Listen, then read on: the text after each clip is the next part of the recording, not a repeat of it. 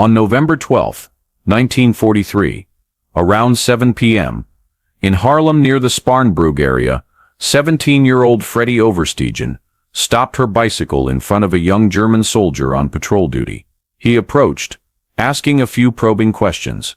Freddie responded with simple German phrases she had been taught, and he immediately softened, lowering his rifle to his side.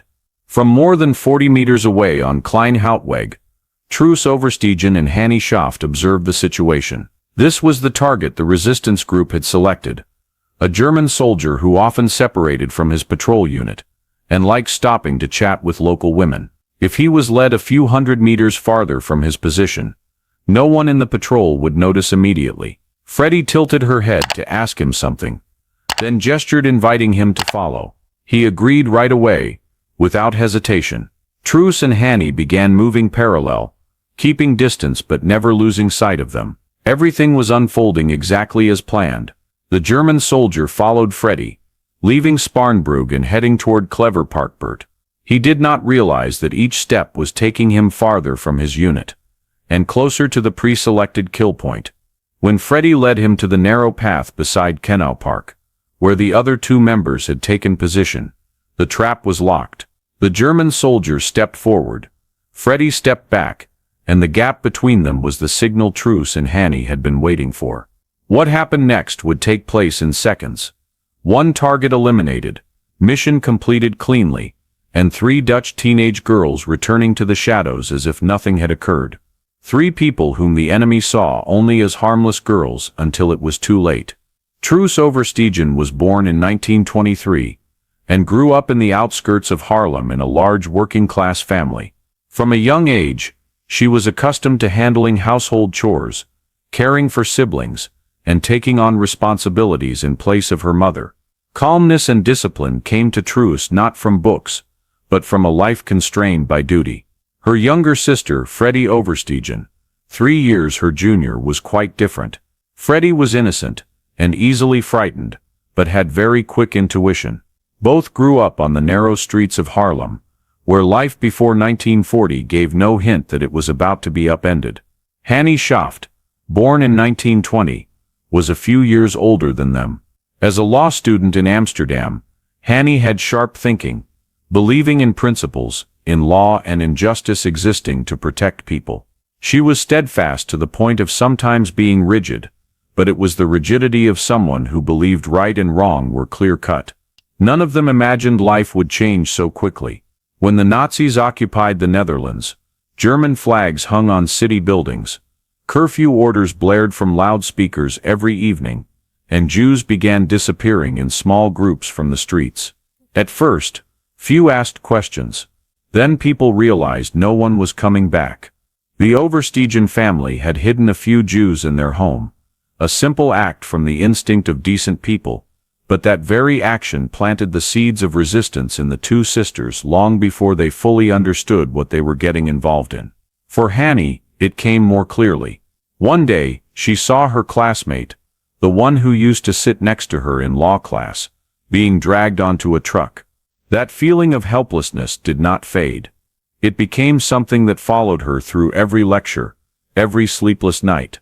Their normal lives were distorted little by little, not by bombs and bullets, but by an invisible tightening that made everyone understand something terrible was drawing closer each day. They did not seek out war. War found them. At this point, all 3 had not yet killed anyone, had not thought they would hold guns, and did not know how far the path ahead would take them. From 1940 to 1943, the Netherlands lived under Nazi occupation. There were no major battles or constant gunfire like on the Eastern Front, but daily life was squeezed to the point of suffocation. German troops were everywhere. They checked papers at will and entered homes as they pleased. The Dutch quickly learned that the old laws no longer protected anyone. Resistance networks formed in that context. But far from what people often imagine, there was no clear headquarters, communication equipment, or professional armed forces. Just small groups operating spontaneously, each with its own methods and targets, scavenging for guns, leaflets, and hiding spots. They connected loosely, knowing each other through secret messages or mutual acquaintances. A surprise raid could wipe out an entire network overnight. The Germans believed the Dutch were gentle, obedient, and just wanted to live peacefully. That assumption made them complacent. They did not see the secret meetings in abandoned warehouses, did not notice small packages exchanged at dusk, and did not question a teenage girl biking past multiple times a day. German soldiers paid attention to men, workers, and intellectuals, but overlooked those they thought could not harm them, young women. In that era, violence unfolded unpredictably.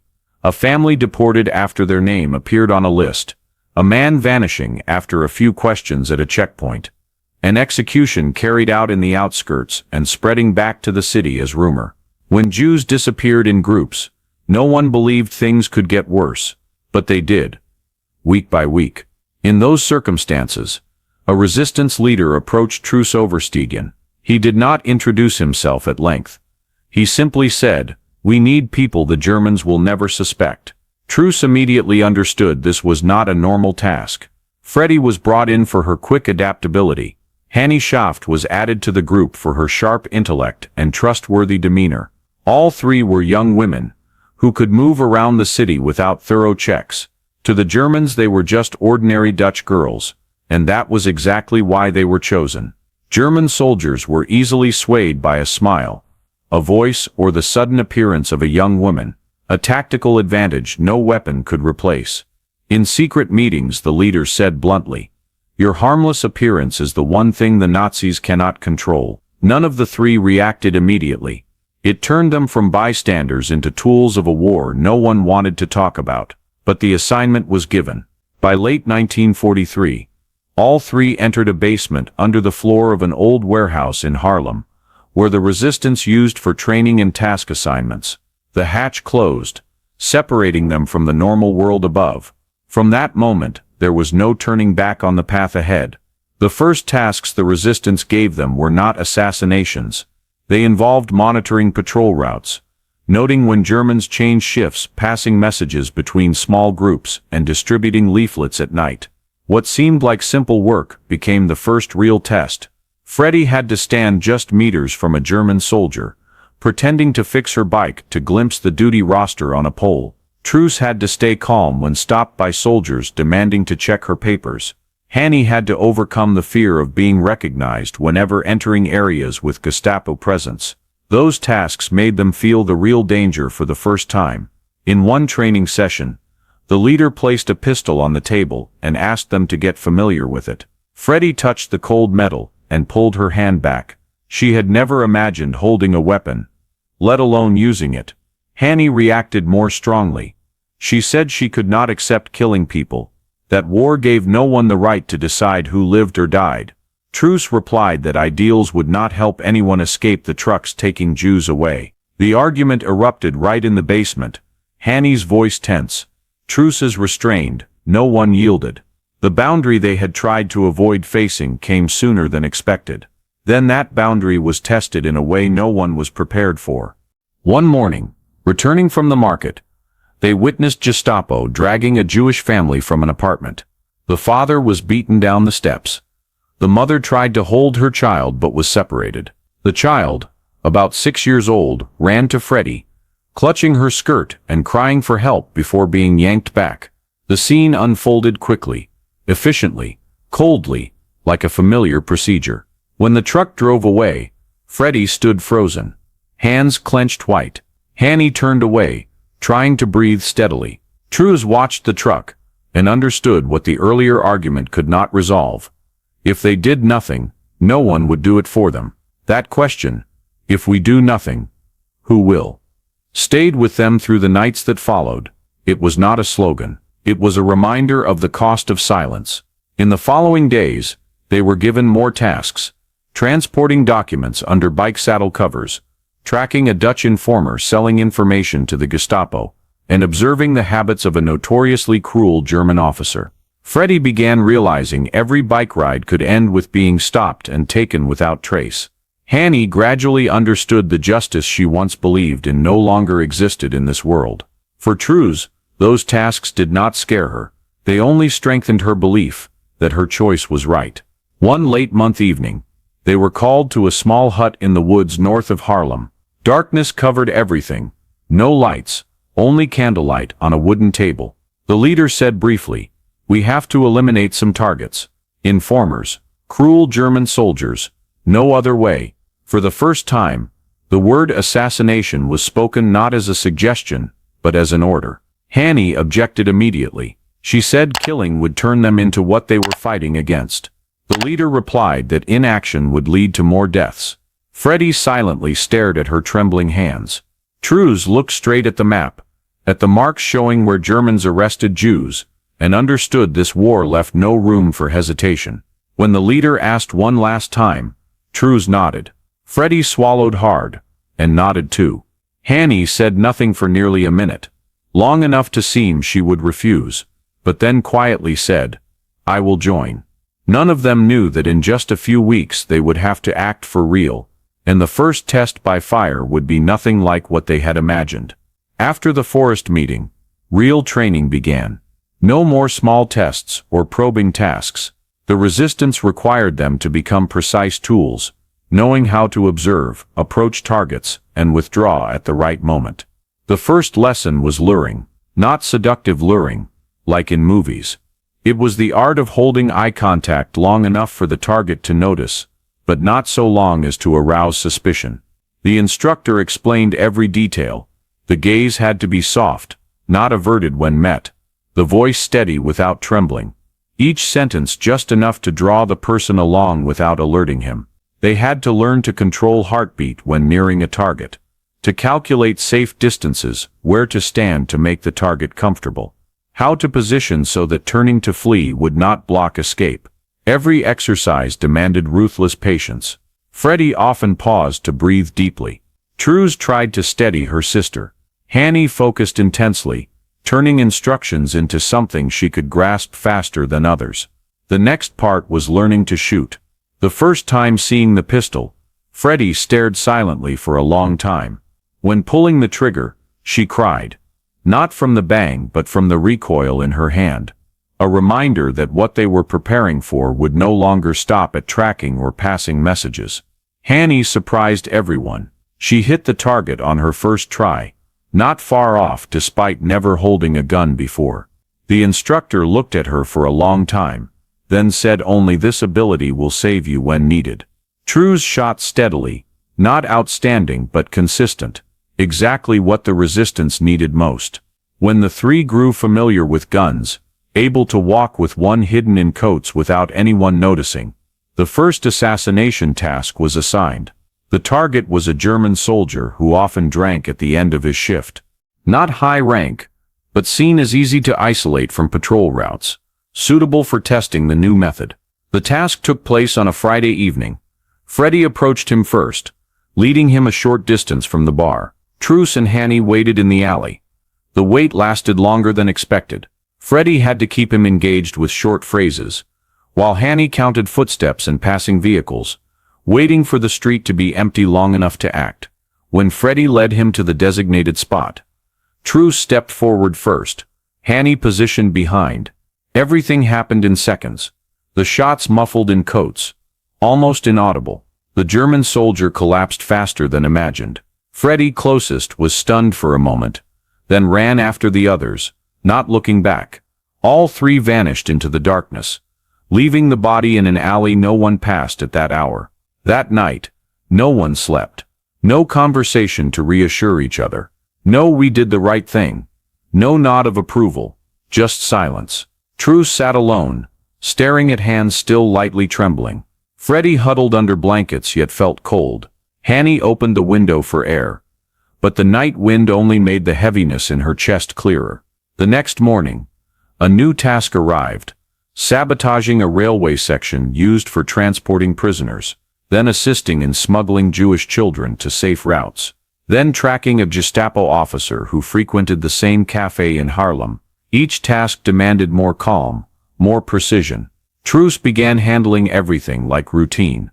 Freddie no longer cried at mentions of guns, though her eyes sometimes showed fear lingered. Hannie grew colder, not from losing compassion, but understanding excess emotion made them more likely to die.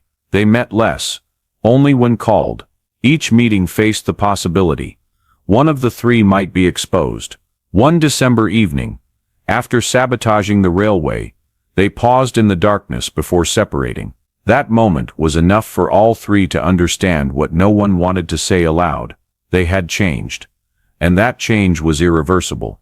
They were no longer ordinary Dutch girls, and they knew it. The biggest task came in early 1944, when the resistance discovered a Dutch informer who had provided information leading to dozens of families arrested in less than a month.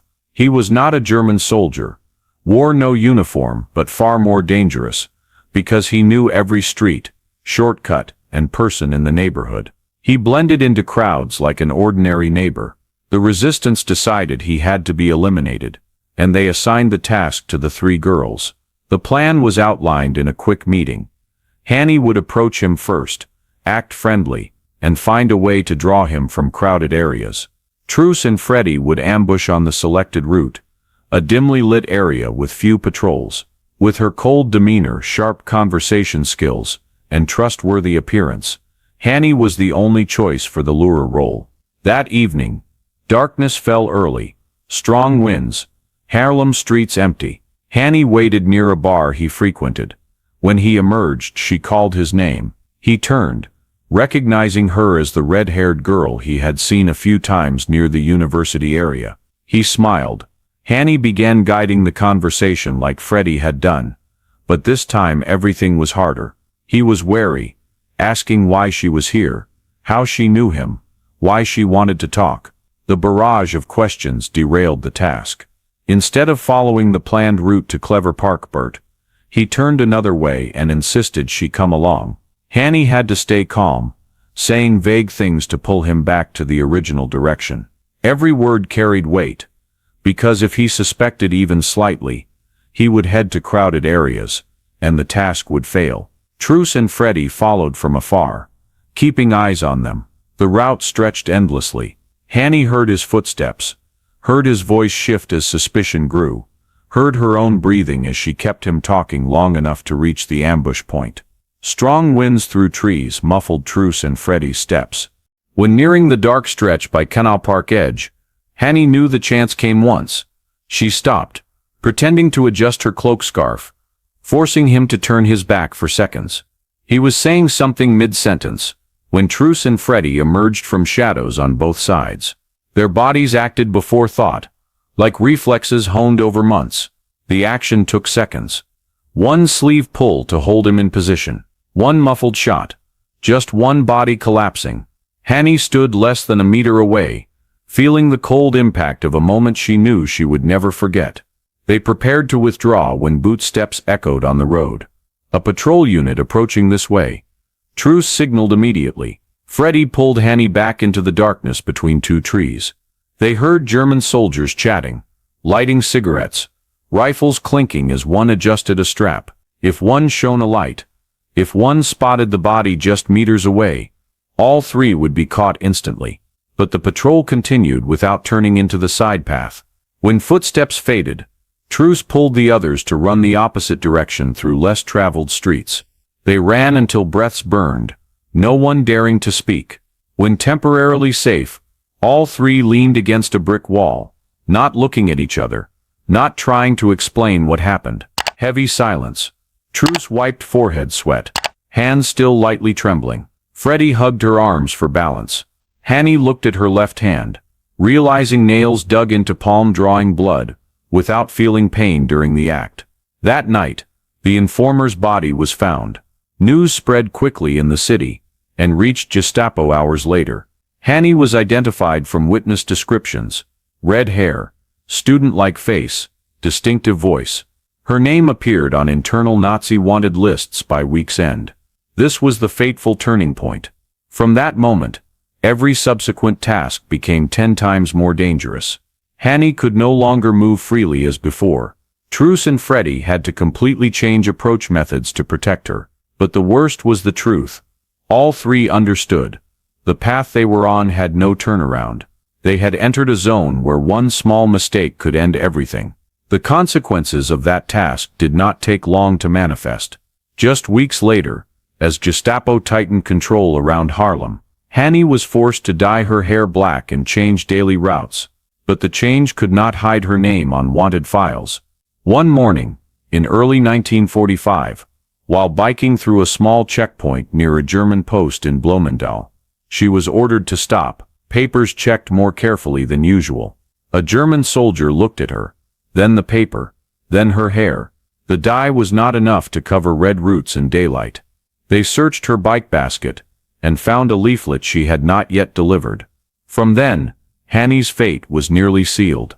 She was separated from her bike, hands tied, taken to a nearby temporary station. Hours of interrogation yielded no information. Hannie remained absolutely silent. Every question repeated many times. Every threat met with the same response. No answer. To Gestapo, that silence confirmed she was the most dangerous member. A few weeks before the Netherlands was liberated, Hannie was taken to a sand dune near Bloemendaal. A brief decision by occupying forces. Execution. Accounts say that when led to the dune, she looked straight at the soldiers who would fire. Some stories claim she said one final sentence, calm enough to unsettle the entire firing squad. Whatever the true story, the fact remained. Hannie Schaft died just when the war in the Netherlands had only weeks left. News of Hannie's death did not reach Truus and Freddie immediately. In war, information traveled broken paths, sometimes taking months. When they learned, everything was already over. The two sisters survived until Allied forces entered Haarlem. No grand celebration, no cheers for them. War ended, but what it left behind became clear afterward. Truus suffered insomnia for years. She woke at night feeling she heard German boots or muffled shots. Freddie had recurring nightmares, a figure emerging from darkness, and she could not turn to run in time. Both avoided talking about Hannie. Not to forget, but because mentioning her made the feeling of leaving someone behind so heavy it was hard to breathe. No one asked how many people they had killed. No journalists interviewed, no numbers recorded, and they never answered. Their achievements retold years later, mainly through resistance files, not their own accounts. In post-war life, they returned to ordinary jobs. Truus became an artist. Freddie married and raised children, but war memories did not vanish. They seeped into every day, becoming an unseen shadow layer. To outsiders, they were just two Dutch women who survived the war. But to themselves, that survival always carried an unanswerable question. Why them, and why was Hannie not there to share the peaceful years they once hoped for? After the war, their lives diverged in three different directions, unlike any hero story people often tell. Truus Oversteegen spent the following years creating art. Not decorative art, but works tied to war memories. Sculptures of victims, of those taken in raids, of those with no chance to return. Each piece carried part of Truus's silence, as if she was trying to touch faces that had vanished, without ever naming them. She did not talk much about resistance time, but every stroke on stone, wood, or metal showed the shadow of those years lingered long. Freddie chose a different path. She left resistance work, married, raised children, and focused on the normal life she thought she would never have again. Freddie always maintained silence as part of her life. What she experienced was never brought into any conversation. No one heard her recount tasks, nights running in darkness, or times thinking capture was imminent. Freddie lived cautiously, gently, and quietly, as if the rest of her life was to compensate for the years lost. Hannie Schaft entered history differently. Her death did not fade in post-war chaos. It became a symbol. When her body was found and confirmed, the Netherlands held a state funeral just for her. One of the few cases of women in resistance honored at national level. To many, she was the image of resilience, a young student daring to fight the entire occupation machine with whatever she had. To Truus and Freddie, Hannie was not a symbol. She was the friend they once held hands with running in the night. The one who nodded to tasks despite fear no less than theirs. The one who did not return after the last time leaving the door. Despite later fame, the truth was all three were not recognized immediately. It took decades, with declassified documents and fuller war stories retold, for people to understand what those Dutch teenage girls had done and the price paid. Medals, honors, or memorials came much later than the scars war left. But that did not change the truth. They fought with what they had, their innocence, youth, and fragile belief that what they did mattered. In their final years, Truus was sometimes invited to historical events to speak. She rarely gave details. Freddie almost never accepted interviews. They understood what they did was not for retelling, let alone for praise. It was simply what needed to be done at the only time they had the chance to do what was right. Their legacy does not lie in how many they killed, in ambushes, or in resistance reports. It lies in 3 teenage girls who should have lived ordinary lives, being forced to become part of the war. War did not give them power. It stole their youth and left weapons in children's hands. But that very innocence, the thing the enemy dismissed, became the sharpest blade. That is the legacy of 3 Dutch girls who once smiled at the enemy, then led him into the darkness. Thank you for following the story. If you want to see more historical content retold in this dramatic way, remember to subscribe.